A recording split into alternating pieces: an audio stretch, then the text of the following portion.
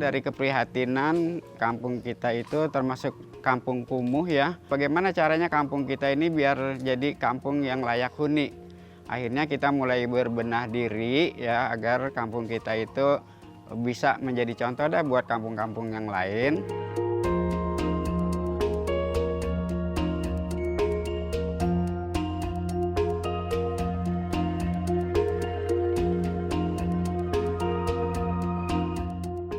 Kita terus menanam pohon-pohon, biar bagaimana caranya supaya tempat kita itu asri.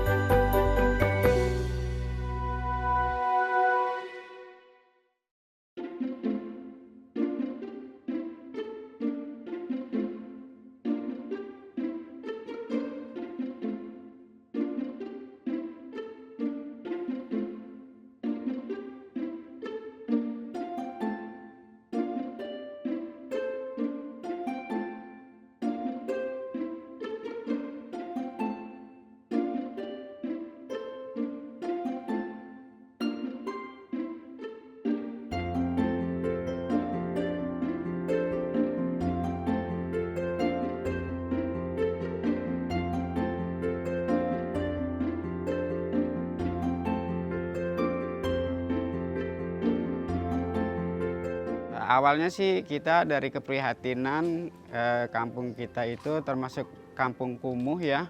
Jadi kita bagaimana caranya kampung kita ini biar jadi kampung yang layak huni. Akhirnya kita mulai berbenah diri ya agar kampung kita itu bisa menjadi contoh dah buat kampung-kampung yang lain. Akhirnya pertama kita sih cuman ngobrol-ngobrol, kemudian kita buat mural-mural, pengecatan dan sebagainya. Kita terus menanam pohon-pohon, kemudian kita buat galang-galang di atas itu, buat pohon-pohon yang merambat, biar bagaimana caranya supaya tempat kita itu asri, gitu aja. Kemudian karena kami ngobrol-ngobrol dengan keluarga, dengan tetangga, akhirnya mereka setuju, didukung mereka, kita jalan seperti itu. Akhirnya terbentuklah kampung seperti sekarang ini. Saya dari awal termasuk pencetusnya juga, ide awalnya bagaimana dari kita-kita juga.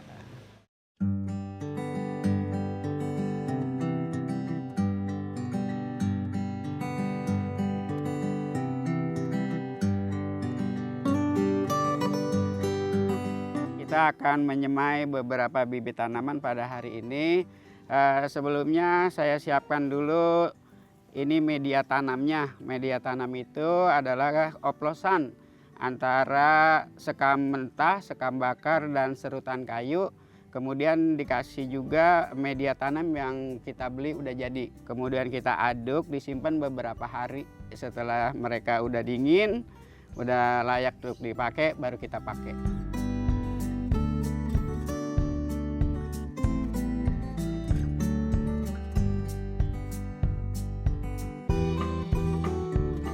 Setelah itu nanti kita timbun ya dengan menggunakan media tanam yang sudah kita buat ini ya, supaya kalau disiram ini juga bisa menahan air ya, supaya semaian kita tidak cepat kering ya. Jadi kita cukup menyiram pagi dengan sore saja kalau tidak hujan. Kalau hujan sih kita nyiram paling sehari sekali ya. Seperti ini caranya.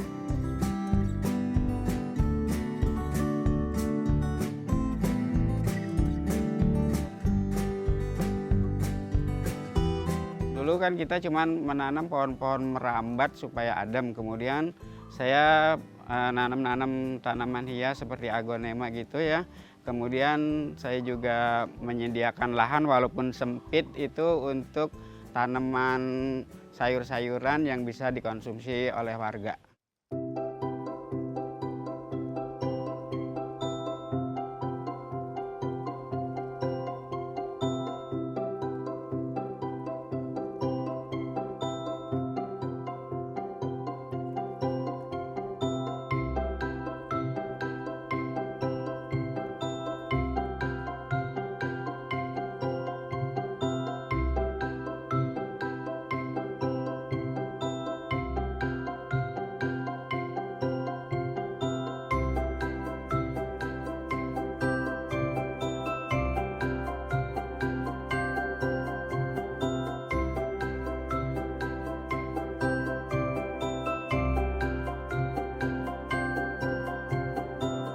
sampai sini kita sudah mulai penyemaian yang sudah tumbuh ya. Ini tanaman sudah berumur 10 hari ya. Ini tanaman kangkung, yang ini tanaman kenikir. Biasanya ini ibu-ibu dibuat lalap ya, dibuat lalapan. Kemudian yang di sana ada pohon bayam ya, pohon bayam. Di sini juga ada pohon bayam. Nah, di sini ada pohon kangkung dan bayam yang sudah siap kita panen hari ini. Nah, jadi saya mengajak marilah ya, walaupun kita punya lahan sempit ya, mari kita perdayakan lahan kita supaya lebih bermanfaat ya. Oleh karena itu, seperti contoh di tempat saya ini lahannya sempit, tapi saya berusaha bagaimana supaya mempunyai hasil yang maksimal dan bisa membantu kesejahteraan warga.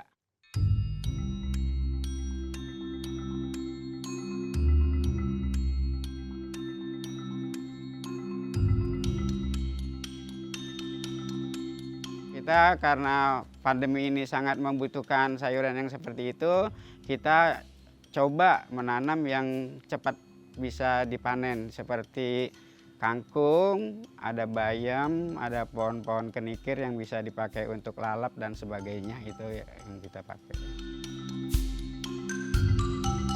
Pemanenan kangkung seperti ini itu bisa kita potong saja, tidak usah dicabut. Kenapa? Tujuannya agar tempat yang kita potong itu bonggolnya nanti akan tumbuh kangkung yang baru dan itu hasilnya bisa kita panen lagi. Jadi bisa 2 kali paling sedikit, bisa 3 kali, bisa juga 4 kali ya. Jadi nanti kalau udah tumbuh, udah panjang seperti ini kita panen lagi. Nanti dia tumbuh tunas baru lagi, kita panen lagi, tumbuh tunas baru lagi dan begitu seterusnya ya. Jadi hari ini kita panen kangkung ya.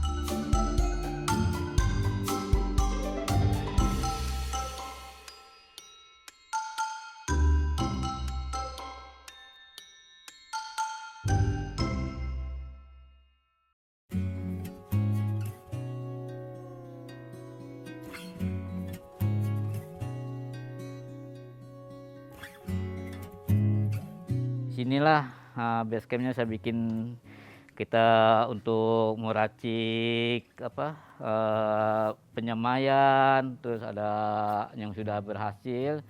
Emang dulu fokus saya itu di bunga ya, di bunga, fokusnya di bunga. Sekarang saya selama COVID saya berubah alih, jadi saya tanaman segala pohon sayur-sayuran, ada bumbu sayur.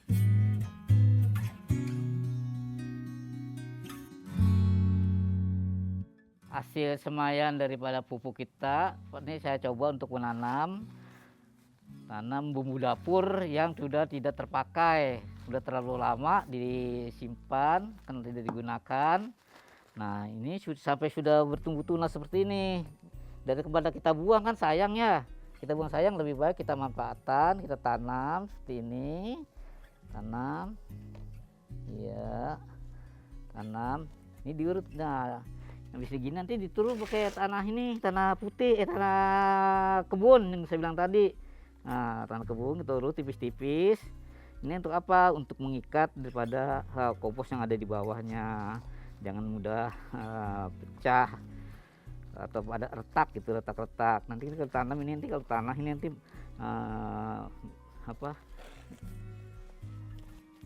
menyatu di dalam pupuk yang ada.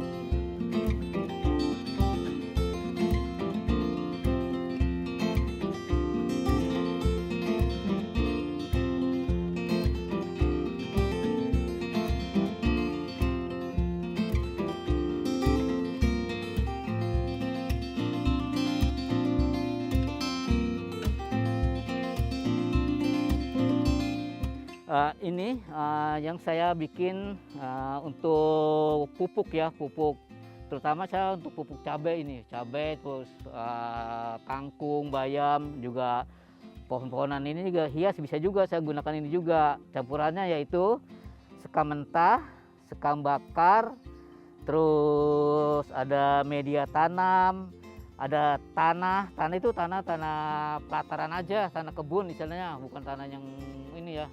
Pokoknya yang penting tanah itu gembyur lah, istilahnya gembyur. Tanah gembyur. Nah, tanah ini hasil daripada salutan gergaji ini.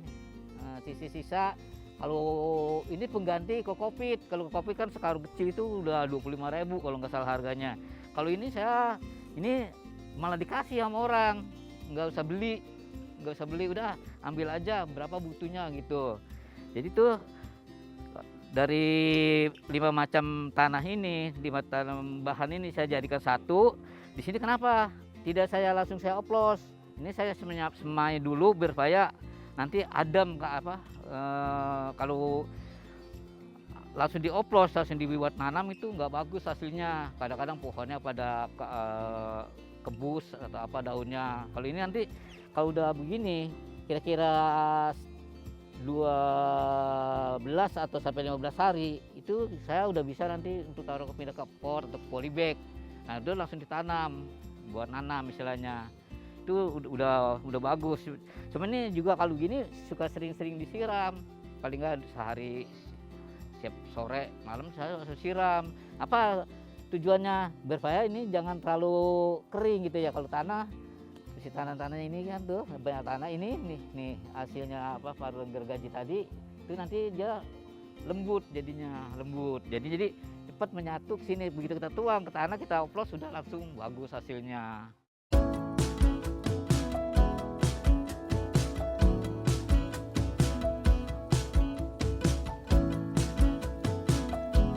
Kita panen pertama emang kita belum menjual, pertama kita fokuskan untuk pembibitan. Nah, kita nanti ke depan kita usahakan udah tidak membeli bibit lagi. Jadi kita langsung dari pembibitan yang kita hasilkan ini.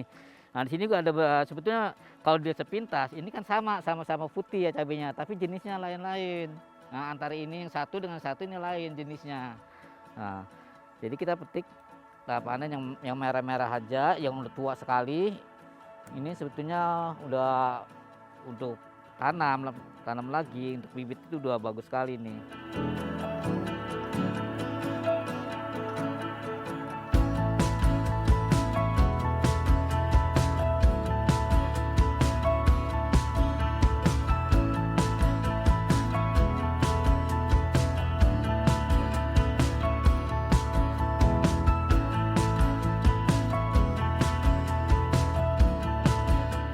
Itu sih istilahnya insidental ya, kayaknya kita siapa yang sempat ada lahan kerjakan, siapa yang sempat ada lahan kerjakan, itu aja.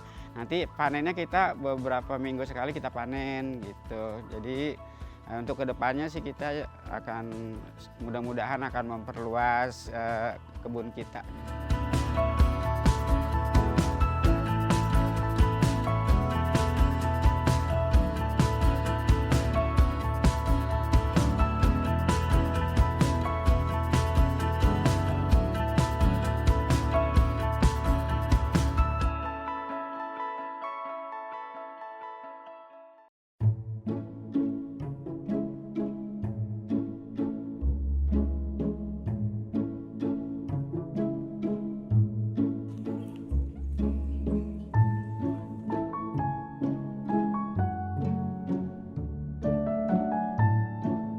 Saya akan menyemai bahan-bahan yang saya akan gunakan. Ini bahan-bahan tak terpakai seperti tempat telur, terus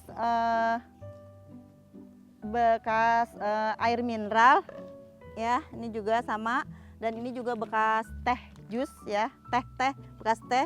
Terus juga sama ini mangkok juga, mangkok dari styrofoam seperti itu. Terus saya akan menyemai kangkung, bayam, sama pokcoy dan cabai. Di sini saya menggunakan tadi saya bilang saya menggunakan bahan-bahan organik seperti ini tanah juga, sekam bakar juga sama kompos. Ini saya sudah aduk, ini saya sudah jadikan karena saya tidak langsung digunakan ya. Ini harus diamkan dulu selama beberapa hari atau beberapa minggu gitu agar dia tidak panas. Jadi pohonannya juga tidak cepat mati gitu.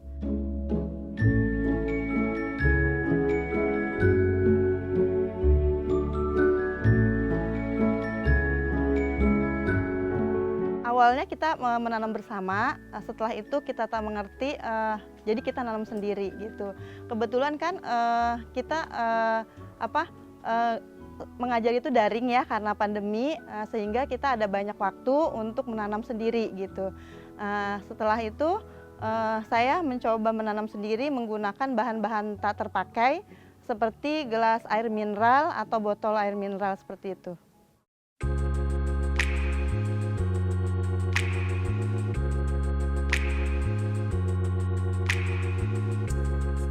Bahan-bahan daur ulang itu sangat bermanfaat juga. Yang pertama ya, bahan-bahan terpakai itu juga kan bisa menyebabkan lapisan ozon juga menipis ya, karena menumpuknya sampah-sampah dan sebagainya seperti itu gitu. Alasan saya sih seperti itu, memanfaatkan bahan-bahan tak terpakai.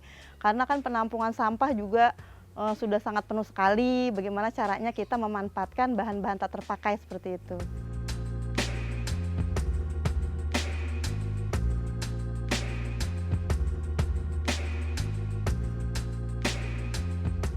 Kebetulan gini, saya melihat kalau untuk ini ya tempat telur, sayang juga kalau dibuang begitu saja ya. Saya belum pernah lihat sih, cuma saya dicoba, siapa tahu berhasil gitu. Ternyata ya lumayan berhasil juga gitu. Walaupun mungkin hasilnya tidak terlalu bagus seperti yang lain gitu, bahan-bahan lain. Dari air beras dan sisa-sisa bahan makanan. Seperti itu, tapi tidak bisa langsung digunakan. Ini digunakannya boleh sekitar 2 minggu fermentasi atau 3 bulanan.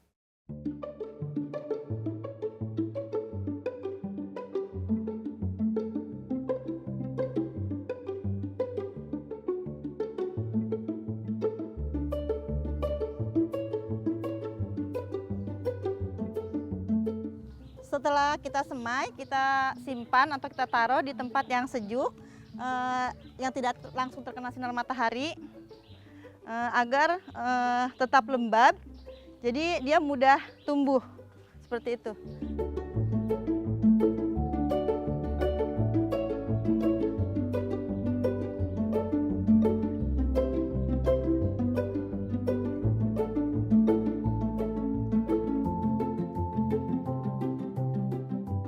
Nah, ini hasil semaian yang dari telur ya, seperti ini. Ini udah usianya 2 mingguan. Terus ini yang masih 1 minggu, yang ini 2 minggu cabai, ini mentimun 2 minggu, dan pokcoy juga ini sama, ini yang 2 minggu ya. Kalau ini baru 5 hari, yang ini baru 5 hari.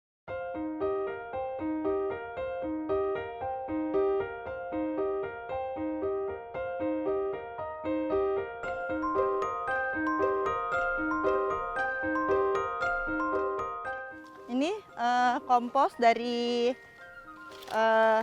sisa-sisa sayuran, kulit telur, kulit lidah buaya, terus sampah-sampah daun-daun kering. Semuanya kita masukin ke sini untuk dijadikan kompos kering. Ini belum jadi ya, kayak yang sudah jadi sudah kita pakai tadi untuk penanaman.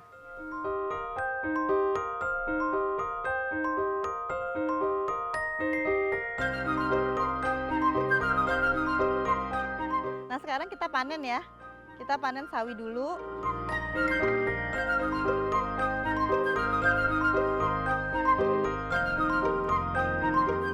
Kalau di halaman rumah ini saya menanam kangkung, bayam, dan sawi. Cabai gitu. Ini sekarang mentimun ya, mentimun. Tadinya cabai di depan halaman rumah ini, terus sekarang diganti dengan mentimun karena cabainya sudah berbuahnya sudah tidak banyak, sedikit. Kita ganti dengan ketimun.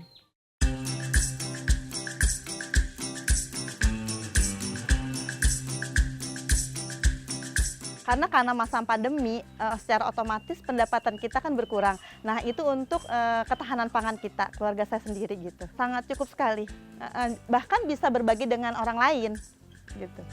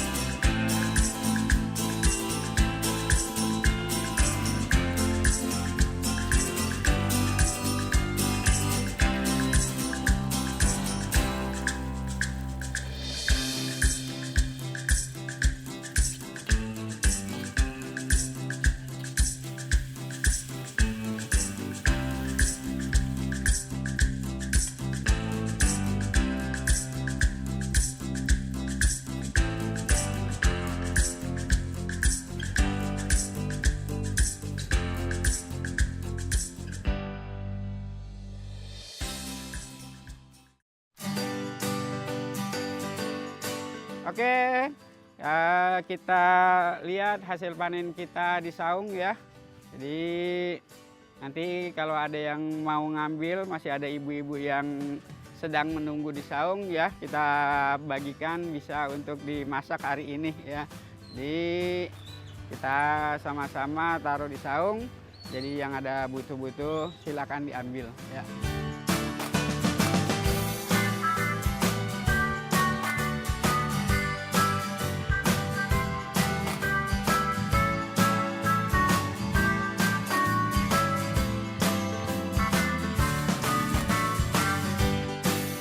Mari kita bangun kampung kita ya, supaya kampung kita itu tampil beda dari kampung-kampung yang lain, dan dari yang tidak dikenal oleh masyarakat sekarang sudah dikenal oleh masyarakat luas. Kemudian saya juga berharap selain Kampung Tidar akan memperluas ke kampung-kampung lain, dengan mereka kan banyak yang suka studi banding ke sini. Jadi kita bisa menularkan kampung-kampung yang sekarang belum membangun, supaya mereka ikut membangun, supaya pemanasan global ini bisa kita kurangin gitu ya.